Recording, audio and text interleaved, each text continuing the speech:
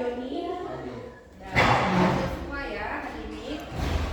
Nah, jadi hari ini pembelajaran kita yaitu tentang menghadirkan sholat dan zikir dalam kehidupan. Itu di bab 3 kita belajar tentang menghadirkan sholat dan zikir dalam kehidupan.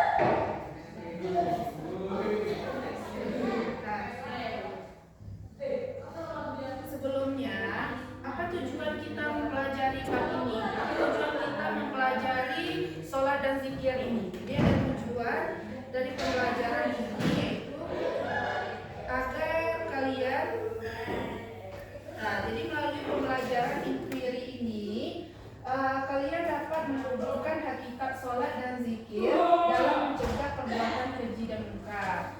Yang kedua, melalui teknik pembelajaran Everyone is Leader ini, kalian dapat menuliskan contoh perilaku ketakwaan sebagai pemaknaan sholat dan zikir dalam mencegah perbuatan keji dan mungkar dalam kehidupan sosial.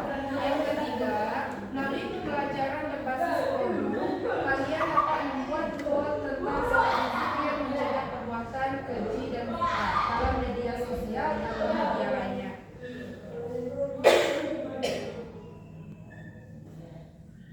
Belum kita masuki materi, ini ada pantun. Nah, cari barang lama di gudang, mengikat pagar dengan kawan. Jadilah hidup lebih terang, sholat 5 waktu jangan terlewat. Yang kedua, ke Semeru pergi berkemah, buat teh jangan pakai gula, banyak-banyaklah beribadah, hindari perbuatan tercela. Nah, jadi sebelum kita masuki materi, aku mau tanyakan dulu nih. Ada nggak sholat subuh pagi tadi? Ada. Ada. Yang benar, ada. Bisa nggak kalau kita seadanya pakai agenda sholat? Bisa nggak jujur? Bisa.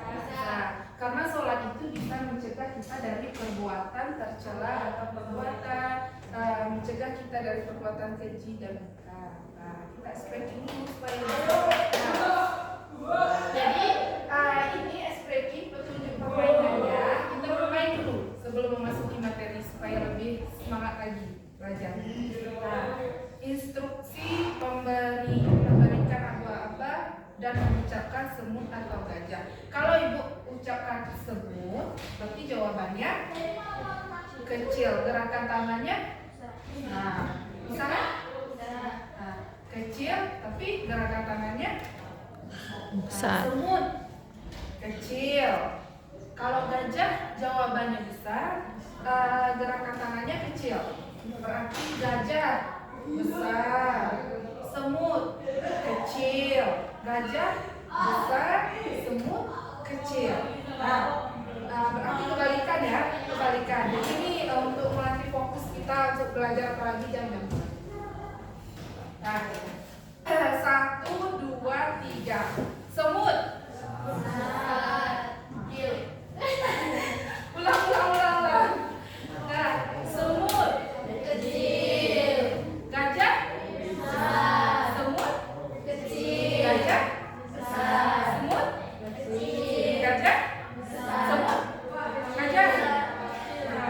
Berarti dah semangat aja. Tepuk semangat dulu. Tepuk semangat.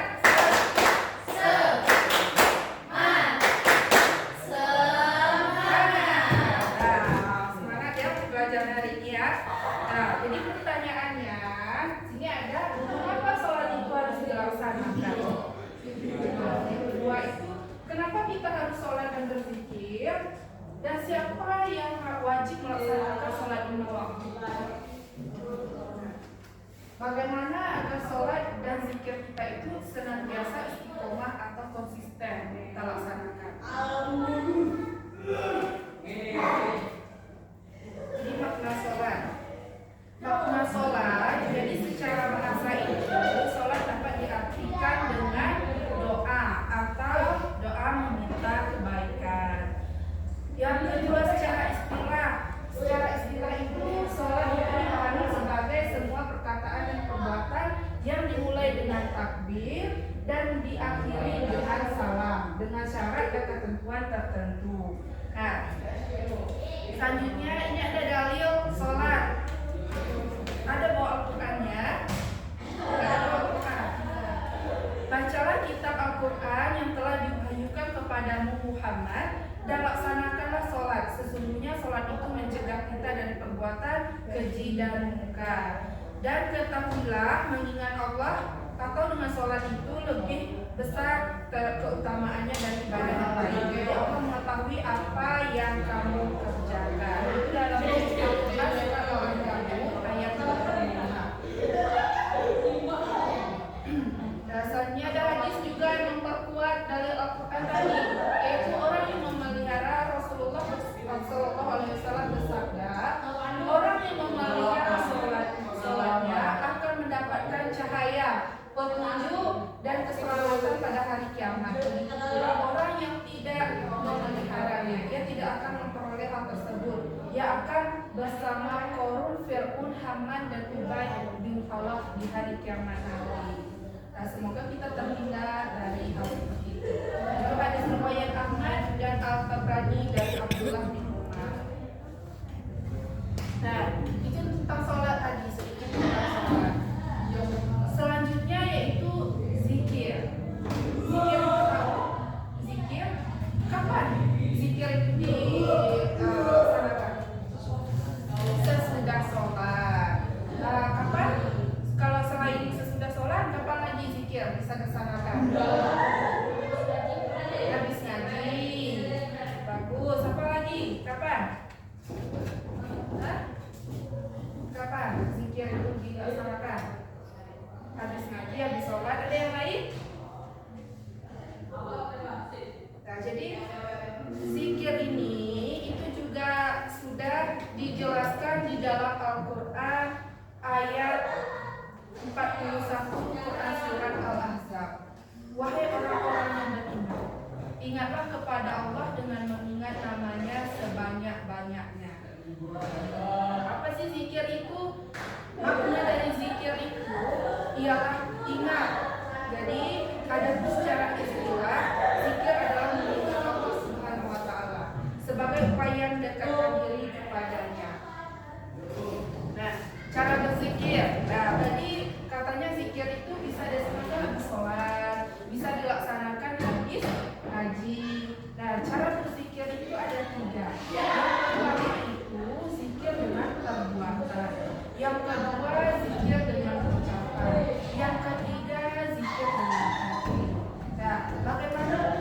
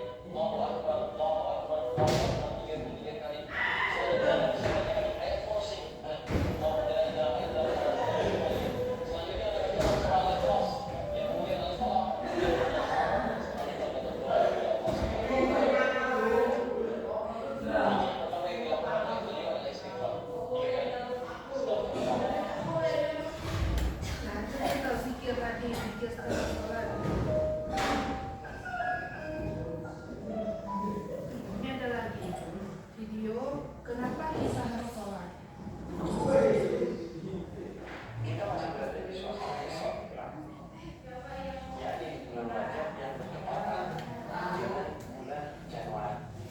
Kebetulan pada bulan ini kita juga sudah memasuki bulan Rajab.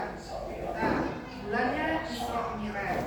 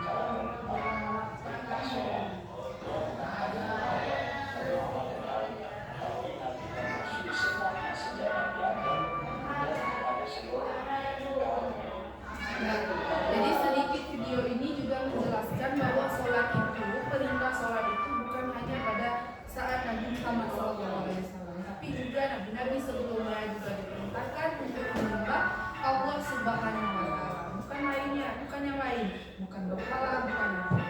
Jadi karena kelompok sudah ibu bagikan, jadi ini untuk tugas kelompoknya yaitu kalian cari pertama itu makna sholat.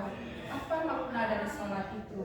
Yang kedua makna dari zikir, dan yang ketiga hikmah dari sholat dan zikir ini yang kalian dapat dari kalian menonton video-video tadi. Ada 3 video yang dibayangkan, kalian tulis hikmah yang bisa kalian ambil dari sholat dan zikir itu apa, maknanya apa. Bisa dari video, bisa di buku, bisa dari ini ibu jelaskan, kalian bikin kelompok, jadi diskusikan ya, nanti dipresentasikan ke depan ke kelompok. Ibu kasih waktunya, ibu kasih waktu 10 menit cukup, 10 menit atau 20 menit, 10 menit aja ya.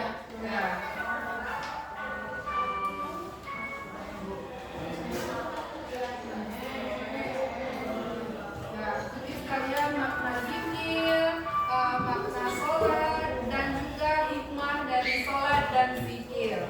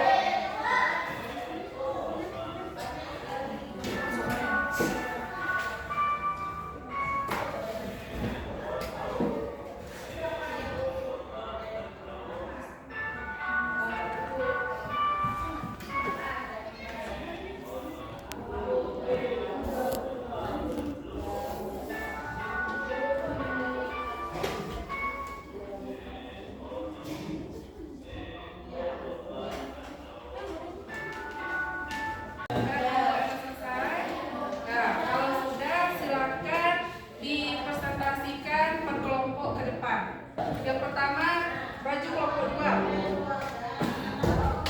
Yo, maju. Burungnya ya. Semua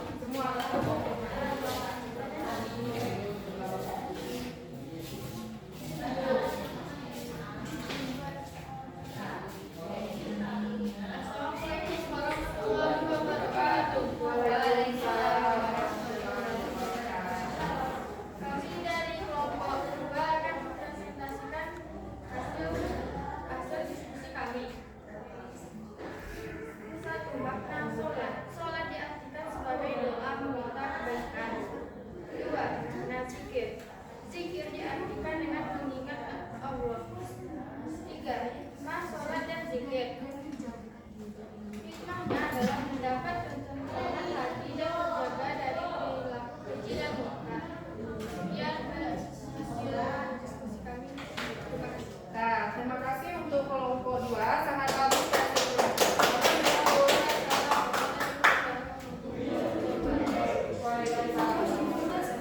Silakan kelompok 3 lagi.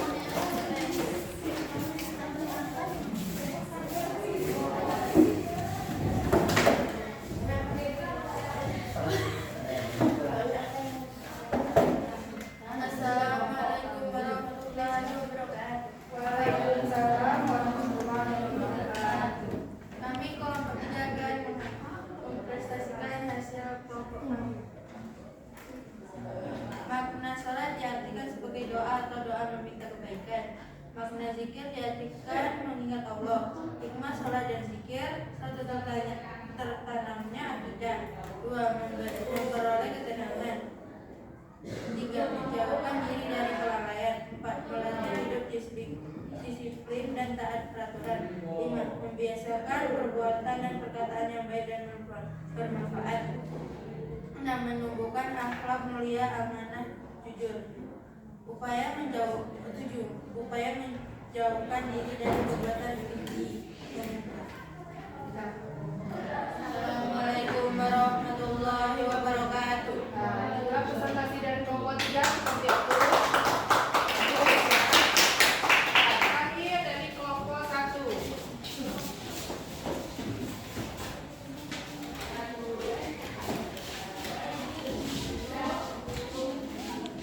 Assalamualaikum warahmatullahi wabarakatuh. Waalaikumsalam warahmatullahi wabarakatuh. Kami dari kelompok 1 akan mempresentasikan hasil kelompok kami. 1. Makna sholat diartikan sebagai doa atau meminta kebaikan. 2. Zikir diartikan dengan mengenal Allah. Hikmah sholat dan zikir. 1. Memperkuat jiwa seseorang dalam hubungan dengan Allah. 2. Memperoleh ketenangan jiwa dan menjauhkan diri dari kelalaian. Sekian dari kelompok kami. Wassalamualaikum warahmatullahi wabarakatuh. Waalaikumsalam warahmatullahi wabarakatuh. Semua itu makna dari sholat dan zikir. Nah ya, jadi kesimpulan pada materi ini yaitu sholat merupakan amalan ibadah yang paling tinggi nilainya dibandingkan ibadah-ibadah yang lain. Nah, zikir merupakan elemen yang penting dalam beribadah kepada Allah Subhanahu wa taala. Apabila kita tidak melaksanakan sholat, maka otomatis kita tidak melaksanakan zikir. Kita akan berdosa jika kita tidak menjalankan sholat. Pasti kita tidak melaksanakan zikir karena keduanya sangat erat hubungannya. Sedangkan sholat zikir setelah sholat aja tidak, bagaimana kita melakukan zikir setelah haji, zikir perbuatan. Sholat dan zikir itu memiliki hikmah yang sebagai berikut, yaitu untuk menguatkan akidah kita, untuk menguatkan hubungan kita dengan Allah Subhanahu wa taala, untuk memperoleh kedamaian hati dan jiwa, dan memperoleh ketenangan jiwa dan menjauhkan kita dari kelalaian.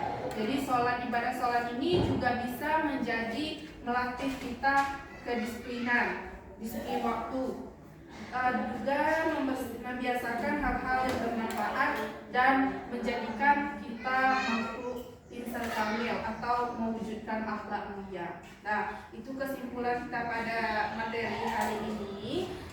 Bikin quotes tentang sholat dan zikir. Ini contoh quotesnya ini. Jagalah sholatmu. Marilah berzikir untuk mengingat Allah, bukan untuk mengingat mantan. Nah, jadi berzikir itu untuk mengingat Allah ya. Tidak ada Islam bagi orang yang tidak sholat.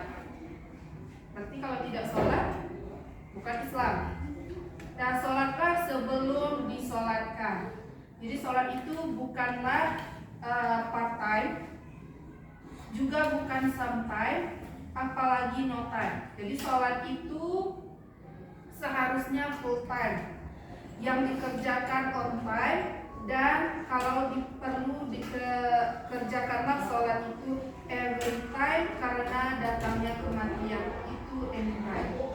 Nah, jadi itulah pembelajaran kita pada hari ini tentang sholat dan zikir. Semoga apa yang kita pelajari hari ini bisa kita terapkan dalam kehidupan kita sehari-hari. Nah, tutup dengan wabillahi taufiq wal hidayah. Assalamualaikum warahmatullahi wabarakatuh.